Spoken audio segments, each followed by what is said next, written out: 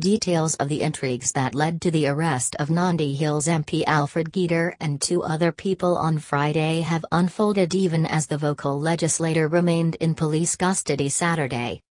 Mr Keter was arrested alongside Mr Arthur Ingolo Sakwa and Mr Madat Suburali Chatur for what the Central Bank of Kenya and the Banking Fraud Investigations Unit said was presenting forged 90-day Treasury bills dated 1990. On Wednesday afternoon, Mr Keter reportedly received a call from CBK Governor Patrick Njoroge asking to see the vocal MP urgently. He told the governor he was heading to a funeral and they agreed to meet at the CBK on Friday. To Mr Keter, the call was a signal that a long-standing matter on Treasury bills had finally been sorted and he wanted Mr Chatur and Mr Sakwa to see the governor on their own. A suggestion Dr Njoroge apparently turned down as he wanted the 3 of them together. CBK visits. On Saturday, Mr Keter told the Sunday Nation in an exclusive interview at Madat police station he had not recorded a statement and there were no indications that he would be released on cash bail. Some MPs from the Rift Valley led by Baringo Senator Gideon Moi were at the police station demanding that Mr Keter be released even as investigations went on.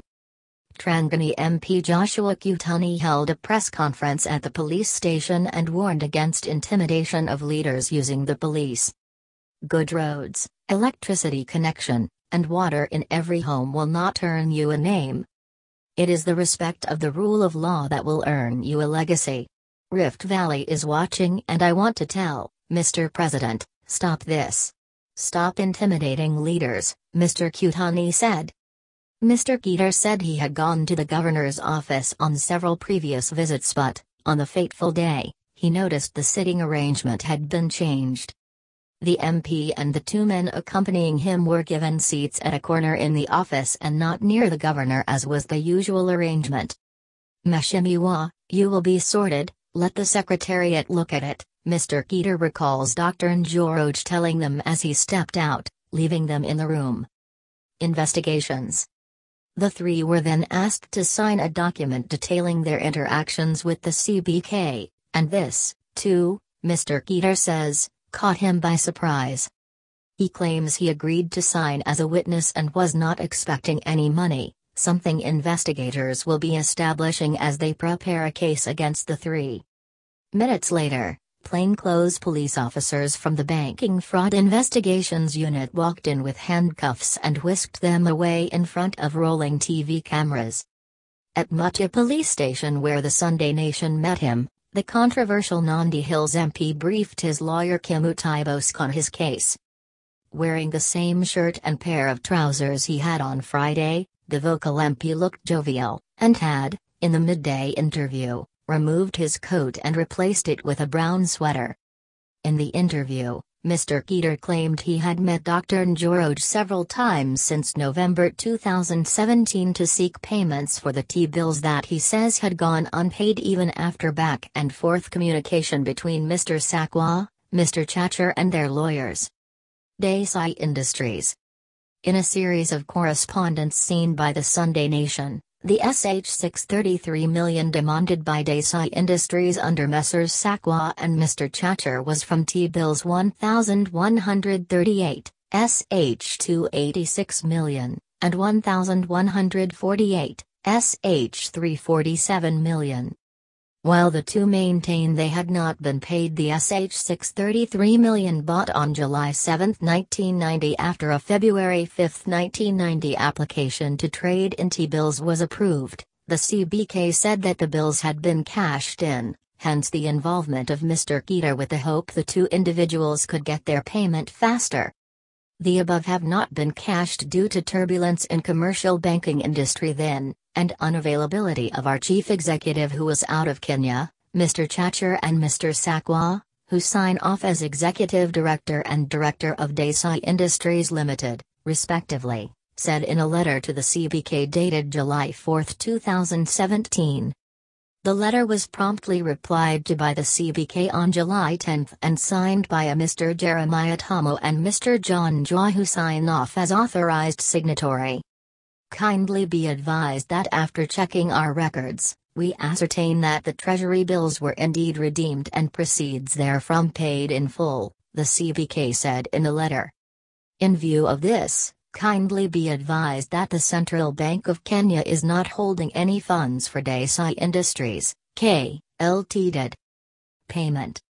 Dissatisfied with the answer, the two engaged Laswati and Nabatola company advocates, who wrote to the CBK governor in a letter dated August 18, 2017. Our client could not redeem the Treasury bills after the expiry of the 90 days, as the practice then was the bearer of the Treasury bill certificate was to surrender payment to be made by check, lawyer Nabatola Wanjala said in the letter. Our client's chief executive officer had been out of the country and with him, the possession of the Treasury bill certificates. In the letter, Mr. Nabatola warns of legal proceedings within 7 days of failure to pay the money.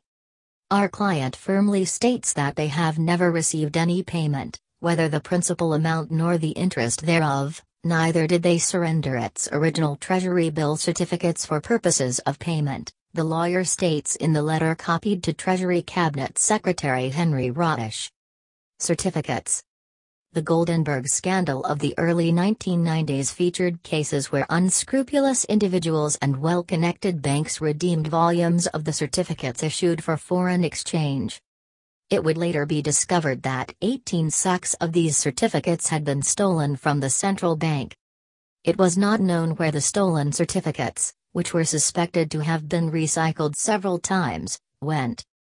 Mr. Kwamoano, the chief executive of the Institute of Economic Affairs, said in a Twitter post that if true there has been fraud in the payments for Treasury bills, then someone has found unauthorized ways to add to the public debt.